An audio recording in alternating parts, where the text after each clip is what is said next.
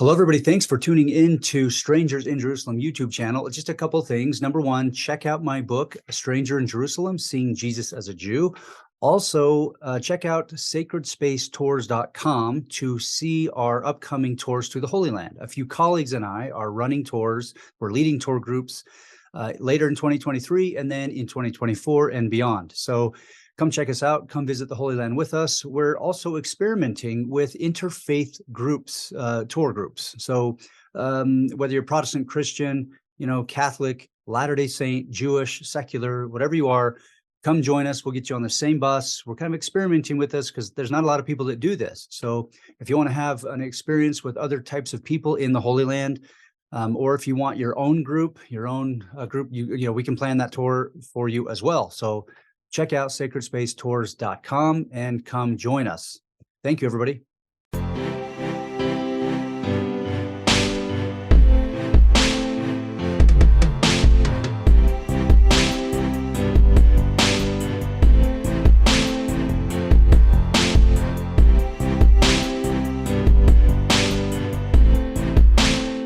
Okay, so also let's talk a little bit about the last week of Jesus's life. The accounts dealing with the last week and the immediate aftermath of his death are illustrative for understanding messianic expectations, both of the first century broadly and of Jesus's messiahship specifically.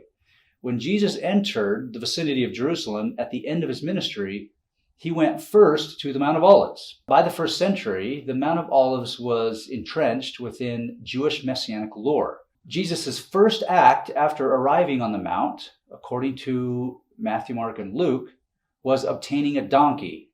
This was a deliberate act that was meant to highlight Jesus' messiahship. So how do we know this? Well, Matthew 21 quotes Zechariah 9 from the Hebrew Bible, and this is what it says.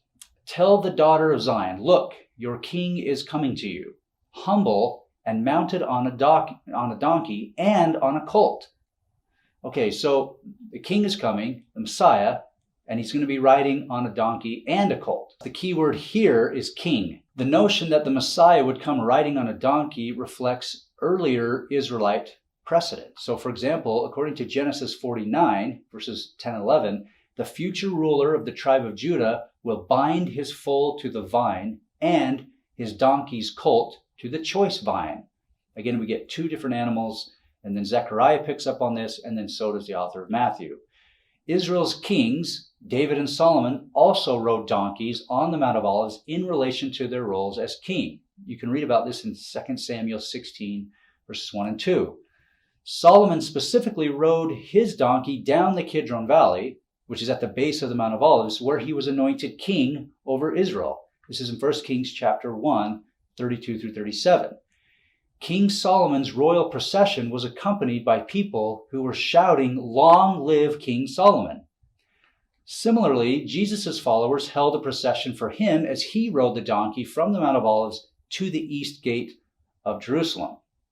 This is in Matthew 21, Mark 11, and Luke 19, also John 12. While this procession was happening, the crowd shouted, "Hosanna! Blessed is the Son of David. Blessed is the King who comes in the name of the Lord." Here, Jesus' followers undoubtedly had messianic expectations in mind, at least according to how the tradition has been preserved in the Gospels. Jesus' procession from the Mount of Olives to the east gate of Jerusalem was deliberate. It was based on passages in Ezekiel and Zechariah. According to these texts, a messianic figure will descend from heaven to the summit on the Mount of Olives and enter Jerusalem. This is specifically Ezekiel 43 and Zechariah 14. So once Jesus entered Jerusalem via the east gate, he cleanses the temple as prescribed in Zechariah 14:21. Jesus' activities are similar to the three-part structure in Zechariah 14, referring to the future divine messianic figure. So in Zechariah, number one, first stage is the Messiah arrives on the Mount of Olives, comes from heaven, touches down on the Mount of Olives. After that, he pronounces judgment on Israel. And then stage 3, he enters Jerusalem and cleanses the temple. So Zechariah 14, it seems, might have served as a type of guide, like a guidebook, to Jesus' messianic activity on the Mount of Olives. Cleansing the temple was an act of rebellion that set Jesus on a collision course with the temple establishment and Roman authorities, who saw him, probably like other messianic figures in the first century, saw him as a rabble-rousing Messiah aspirant who must be punished, must be silenced. Jesus also pronounced judgment upon Jerusalem multiple times during the last week of his ministry. While on the Mount of Olives, he said to Jerusalem, "These days will come upon you when your enemies will set up ramparts around you and surround you and hem you in on every side. They will crush you to the ground, you and your children within you, and they will not leave within you one stone upon another." This is Luke 19, 43 and 44. He also, if you remember, cursed a fig tree in Mark 11, which, according to earlier Israelite texts, was a symbol of Judah, of the nation of kingdom of Judah and Israel. So in Micah 7 and Jeremiah 8, they compare Israel and Judah with a fig tree being a symbol. What this tells us is that Jesus' cursing of the fig tree on the Mount of Olives near Beit Fagi, that town, the village, which means, Beit Fagi means house of unripe figs. This was a pronouncement of judgment upon Jerusalem and Israel.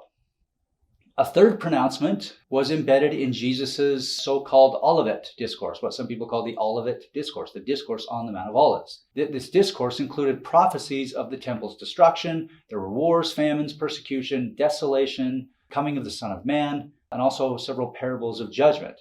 You can read about this in Matthew 24 and 25, Mark 13, and Luke 21. The last pronouncement of judgment was when Jesus was at the temple, in the temple complex, and he dared to prophesy of the temple's destruction in the presence of the temple priests. This is Mark 11, Mark 14, and John chapter 2. So we get some of these, and this is very important to know what Jesus is doing, that this is going to put crosshairs on his back, so to speak, if he's doing these things. Jesus' activities during the few days leading up to his arrests demonstrates that he satisfied several messianic expectations prescribed in Jewish texts in the 2 centuries before Jesus' ministry. He was viewed, most likely by his followers, as the divine figure in Zechariah 14. People worshipped him as he entered Jerusalem. They referred to him as king and son of David.